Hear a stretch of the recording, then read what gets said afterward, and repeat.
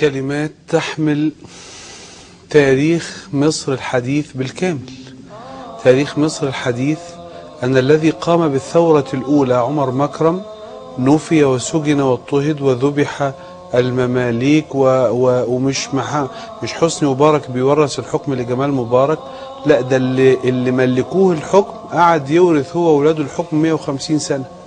الثورة الثانية طلع أحمد عرابي يقول وإنا والذي لا إله إلا هو لن نورث بعد اليوم ولكن ورثنا بعد اليوم 70 سنة في الملكية ثم 60 سنة في الجمهورية. وفي ثورة 19 المجيدة اللي طلعوا وعملوا كل حاجة انتهت إلى استمرار الاحتلال 34 سنة مفاوضة بعدها. وثورة 52 بدل ما احنا المرة دي بنقول ارفع راسك فوق انت مصري، كان بيقول له ارفع رأسك يا أخي فقد مضى عهد الاستعباد. لم يمضي عهد الاستعباد والناس بين قتيل وسجين عشرات السنين.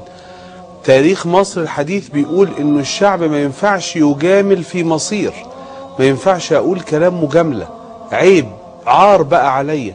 زين العابدين بن علي طلعوه يوم 14 يناير، بعدها بأسبوعين كانوا بيضربوا الناس مرة تانية واحتاجوا الناس يقدموا في تونس شهداء من جديد وجرحى من جديد عشان يشيلوا محمد الغنوشي. هفضل كل واحد يمسك الحكم يتحول إلى طاغية أقدم له شهداء وجرحى وبعدين أحتاج أقدم مرة تانية عشان أشيل من حاكم لحاكم؟ إيه اللي بيدي حضرتك الإحساس إنه الخطوات الواضحة بقى؟ أنا مش عايز كلام. أنا شعب مصر، أنا أريد خطوات محددة. ولذلك أنا بقول إن الشخص اللي بيجي النهاردة ويقول سيبوا الحكم ده يستمر سنة ولا سنتين، ده يسلمنا إلى أخطر المخاطر وكأن التاريخ المصري غير مقروء كله. إيه ده؟ في حد يقول كده؟ أنا هقول لحضرتك تصريح رائع لهذا البرنامج الكريم. اتفضل. أنا صدقني أريد كشعب مصر يعني إني أكرم المجلس العسكري ده تكريم لم يشهد له الزمان مثيلا.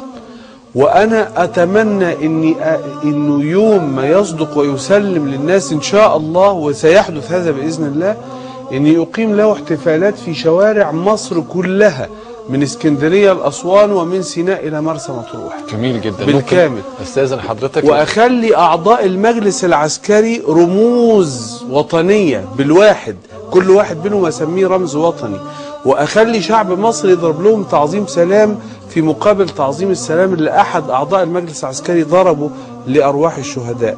عايز أصنع تكريم لا مثيل له، وهلتمس منهم في تأدب بالغ أقول لهم إنه اسمحوا لنا نجعل العيد القومي للقوات المسلحة أو اليوم القومي للقوات المسلحة هو يوم ما أدت دورها وسلمت السلطة للشعب. أنا أحب الجيش لأنه قرايبي وأحبابي وأصهاري وجيراني والناس، لكن أنا مش عشان بحب أبو بكر الصديق مش هأمره وانهاه.